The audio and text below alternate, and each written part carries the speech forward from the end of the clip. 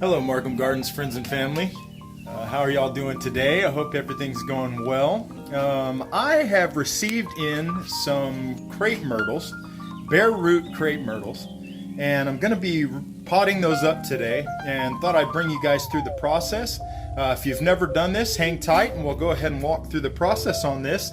Let me show you guys. Excuse me, I've got a little bit of a cough.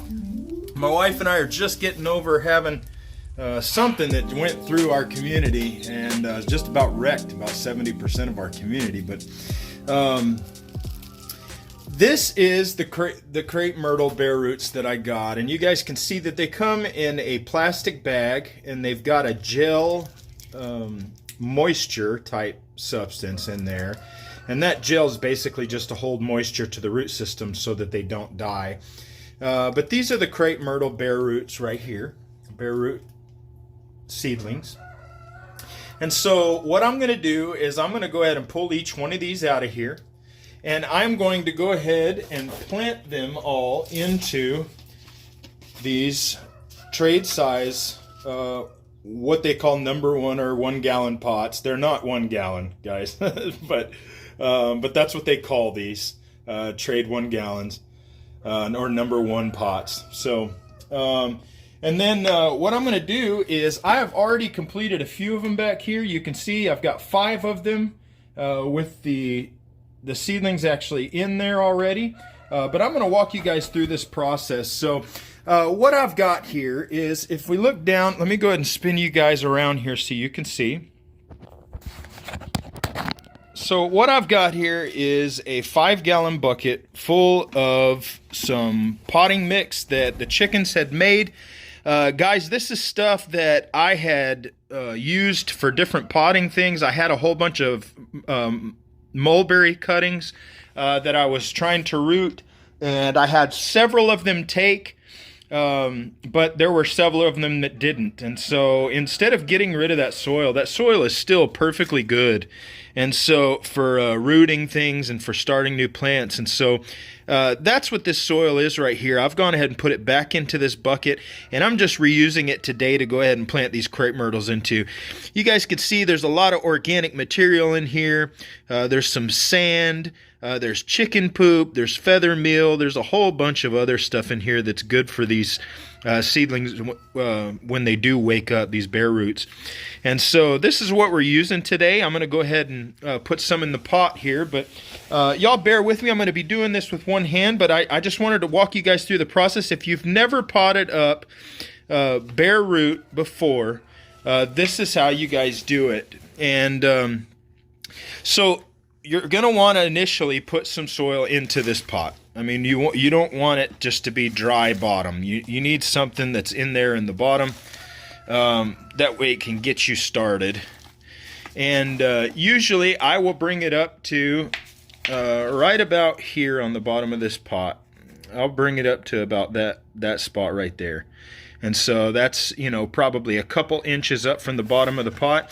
And that'll give you a good start and a good bed for your root system. So then you're going to come up here, go ahead and pull out your bare root seedling. And there's several of them in here, so you'll have to untangle the roots a little bit maybe. And they might all try to come out on me since I'm doing this one-handed. Of course they would. Of course they're going to come out all at once. And we'll shove those back in there before we lose them. Oh my goodness. All right, we did it. All right, so here's one of them. This one is extremely well rooted. Looks good, and it's got a nice big trunk on it. Guys, whenever you get these bare root, the more trunk you have on them, the more trunk, the thicker that trunk is, and the more root system, the more energy you're going to have in that tree. So when you're going to choose a specimen that you know is a bare root tree, whether it be fruit trees or whatever it is, find one that's got a nice, big, thick trunk on it. Find one that's got nice big thick trunk and has really good size girth on the root system. But so what I'm going to do is I'm going to plant this here into this pot. But one thing I'm going to do is I'm not going to actually plant this any deeper than right here where that root system is.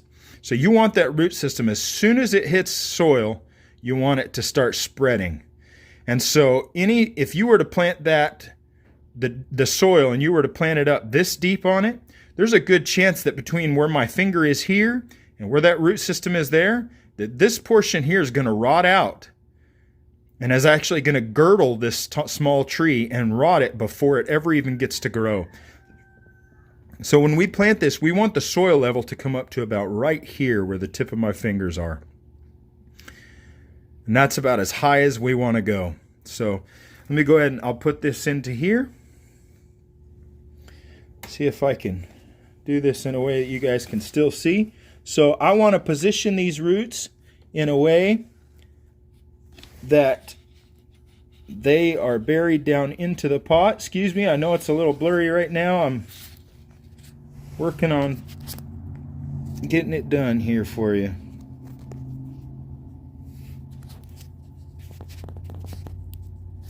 Okay, so now we're going to go ahead and take our soil and we're just going to start filling it in.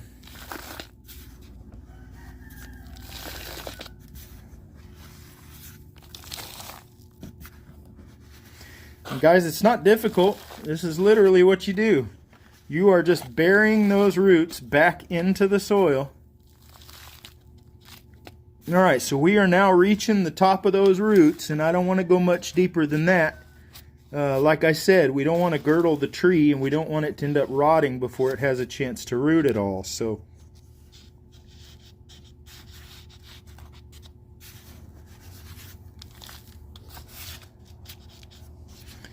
okay, so once you've done that and you've got that seedling that's in there and it's planted, you can go around, lightly press down. You really don't want to press down too hard, but you don't want a lot of air gaps in there around the root systems either.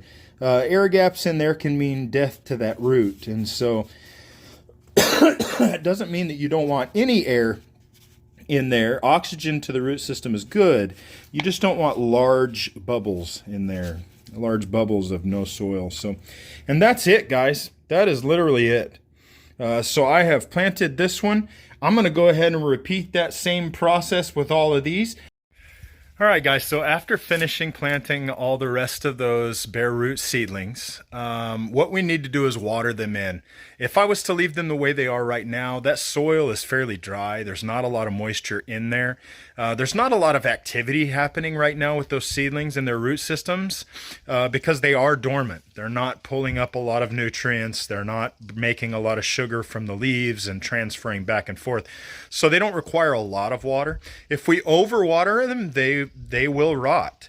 And so, but we do need to water that soil just a little bit to get that soil moist, to go ahead and push any remaining air bubbles out of the soil itself, and to make sure that that soil settles in around the root system very tight, and basically settles them in is what I call it. But so what I do, let me flip you guys around.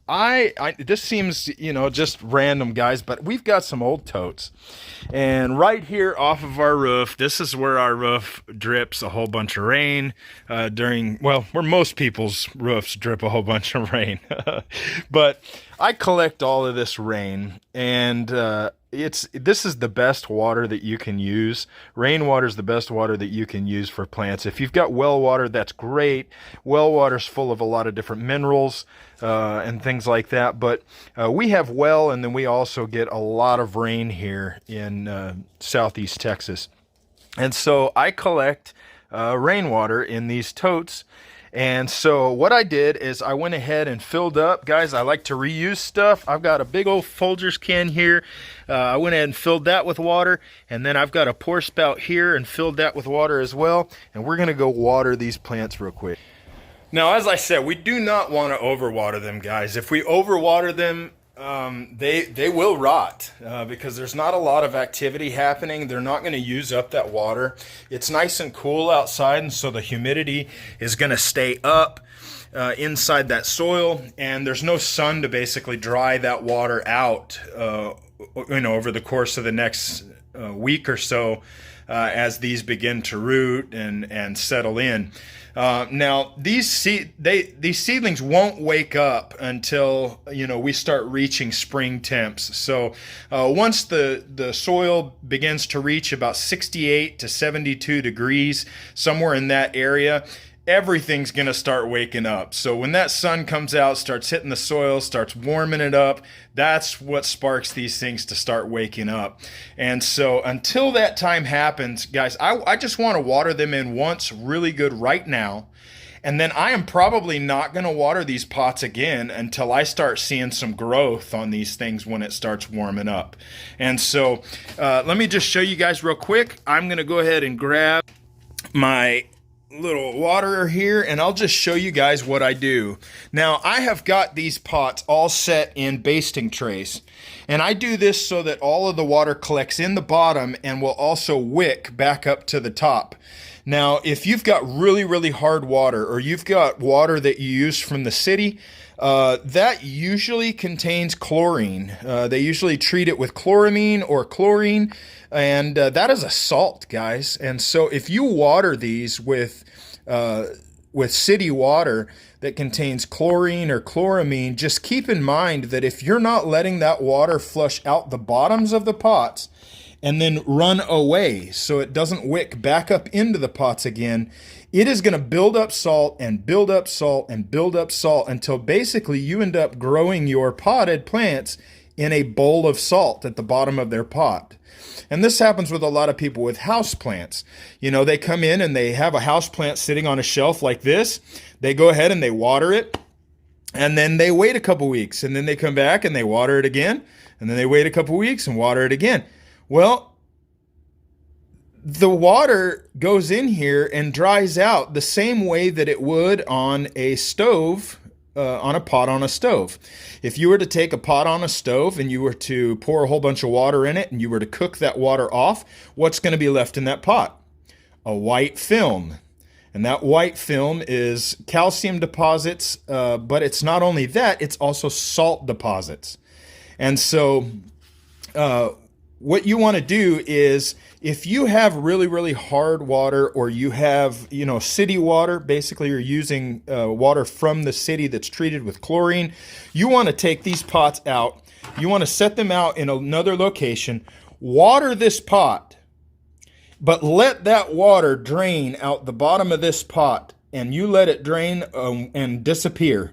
Because with that water, it's going to take a lot of those extra salts that are inside the soil still with them, and will keep that soil nice for the plant to be able to grow in. So, but since we're using rainwater and we're using all we have is well water, I can go ahead and do this in a basting tray. And what I do is I water the tops of these. They will drain out into the bottom, and that water will sit here in the bottom. Now, none of these root systems are all the way to the bottom of the pot. All of these bare root systems, if you remember, I put soil up to, when I started, about 2 to 3 inches up on the pot. And that's where the roots are sitting. So if I have water down here in the bottom of this tray, it will wick up through the soil and then reach the bottom of the roots, which is basically how it works on the large trees out in the wild, guys. And so I use these basting trays in the bottom, helps collect some of the water. It also allows me to keep, plants growing in here in my propagation room, but also holds a lot of the nutrients that fall out of these pots. Now, that does not mean that I can do this indefinitely. I will be able to do this for several months, and then at that point I will have to take all of these pots outside, run water through them, let them wash all the way through, and do that still. But I'm able to do this like this because I'm not using city water. I'm not using anything that's treated with salts or chlorine or chloramine. So, excuse me. And so what I'm going to do is I'm just going to come back here, guys. I'm just going to water this soil I'm just going to put some water in on top of it. Now this soil is pretty dry, so it is going to be a little bit hydrophobic, which is part of the benefit of having these inside basting trays, because when I'm done with all of this, all that water that's sitting in the bottom will then slowly wick up and rehydrate all of this soil that has become hydrophobic. So now I'm going to fill this up, probably up to that top line that you see there, and then I'm going to stop. And I'm going to do that for each and every one of these guys. So I'm going to go ahead and water this.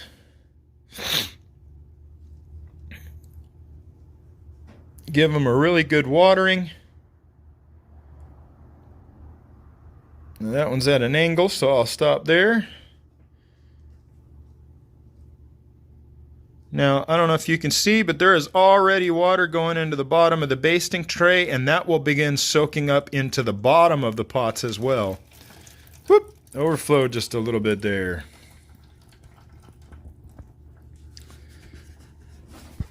But guys, I'm just going to continue this right here, so I'll continue filling all of these pots with the water, and I'll come back to you in just a moment.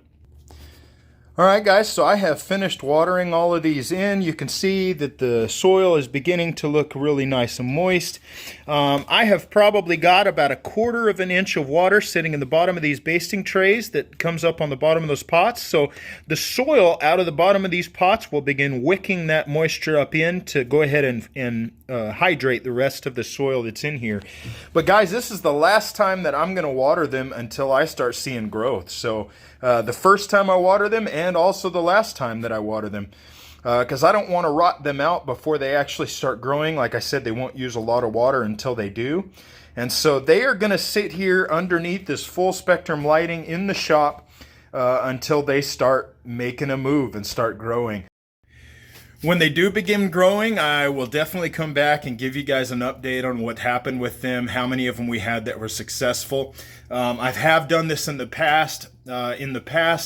I went ahead and just took them and planted them outside. We had a brutal dry spring and a brutal dry summer this last year, and so I lost several of them. I think we probably maybe had 5 out of the 10 succeed. And so I will come back and give an update on these Crape Myrtles, just to let you know how they worked out in the springtime when they start blooming out and start growing. That way you guys can see what happened. But in the meantime, guys, feel free to share the video. If you haven't done this yourself, give this a shot, guys. It's easy to do. But if you find, some bare root plants and you're wanting to pot those up into pots and grow them out for a little bit before you put them in the ground, guys, this is the way you do it. And this is the best method that I've found that works.